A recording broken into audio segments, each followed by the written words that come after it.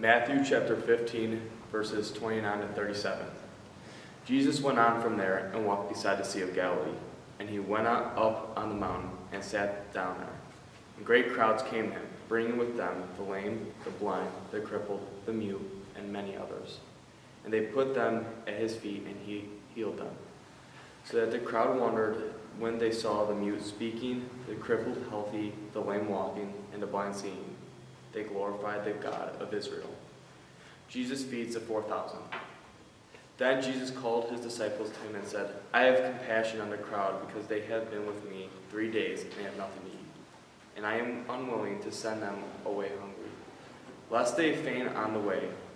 And the disciples said to him, Where are we to get enough bread in such a desolate place to feed so great a crowd?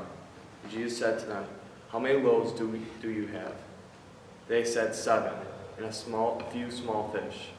And directing the crowd to sit down on the ground, he took the 7 loaves and the fish, and having given thanks, he broke them. He gave them to the disciples, and his disciples gave them to the crowds. They all ate and were satisfied.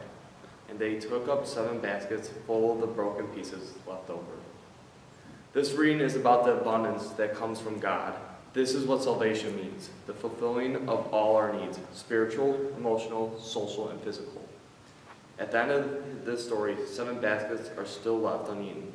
All this symbolizes the care that God takes of his people. Jesus met people in ordinary situations and shared good news and healing with them. He had compassion for people with the different hungers in their lives. He saw beyond the practical questions of his disciples who saw the difficulty of finding food in the desert.